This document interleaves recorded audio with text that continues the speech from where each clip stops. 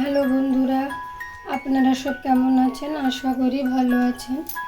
স্মিতা কিচেনে আপনাদের স্বাগত জানাই। চলুন রেসিপি শুরু করা যাক। আজ বানাবো মিশালি তরকারি মাছের মাথা দিয়ে, ফিতে মাছের টক। পুরোটা ব্লগ দেখতে থাকুন।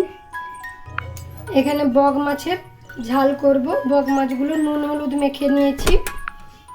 নুন হলুদ মাছের মাথাটা বসিয়ে দিলাম। এপাশে বগ মাছগুলো ভাজতে বসিয়ে দিয়েছি। মাছের মাথাটা ভাজা হয়ে গেছে। এবার আমি ফোড়ন দেব। 5 ফোড়ন, শুকনো লঙ্কা, একটু পেঁয়াজ কুচি। এদিকে এপাশে বগ মাছগুলো ভাজা হয়ে গেছে, তুলে নেব। পেঁয়াজটা ভাজা হয়ে গেছে। এবার ধুয়ে রাখা সবজিগুলো ঢেলে দেব। সবজিগুলো দিয়ে দিয়েছি। এবার নুন আর হলুদ দিয়ে ঢাকনা দিয়ে দেবো। বগ মাছগুলো আমার ভাজা হয়ে গেছে। এবার কালো জিরে ফোড়ন দিলাম, পেঁয়াজ কুচি দিলাম, ধুয়ে রাখা পেঁয়াজ কালিগুলো দিলাম, সাদা সর্ষে কালো সর্ষের পেস্টটা দিয়ে দিলাম,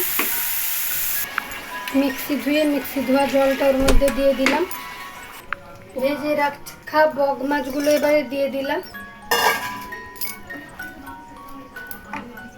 এবার চচ্চড়িটা পাঁচ মিশালি সবজিটা ঢাকনা খুলে দেখব সেদ্ধ হয়ে এসছে, একটু হবে। বগ মাছের ঝালটা আমার হয়ে গেছে। এবার নামানোর সময় ধনে পাতা আর কাঁচা লঙ্কা দিয়ে নামিয়ে নেব। বগ মাছের ঝালটা এবার নামিয়ে নেব। পাঁচ মিশালি সবজিটাও হয়ে গেছে। সব রকমের সবজি সেদ্ধ হয়ে গেছে। দেখুন পুরো মাখা মাখা হয়ে গেছে। এবার নামিয়ে নেব। এবারে ভেটকি মাছের কাঁটাগুলো ভেজে নেব। ভেটকি মাছের কাঁটার তরকারি করব। এদিকে ফিতে মাছগুলো ভাজতে বসিয়ে দেবো।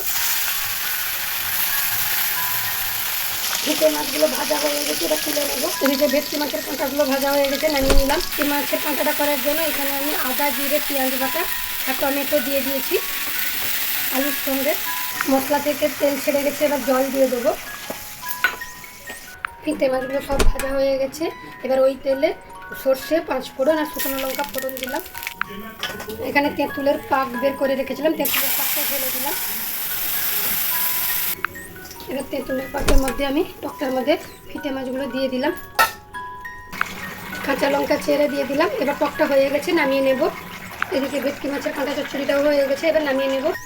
পাঁচ মিশালি সবজি চচ্চড়ি, বগ মাছের ঝাল, ফিতে মাছের তেঁতুল টক আর ভেটকি মাছের কাঁটা চচ্চড়ি আমার রেডি। ভালো লাগলে লাইক, কমেন্ট, শেয়ার করবেন, সাবস্ক্রাইব করবেন। নতুন নতুন রেসিপি দেখতে চাইলে কমেন্ট করে জানাবেন। পাশে থাকা বেল আইকনটি দাবিয়ে দেবেন। Thank you for Smita kitchen.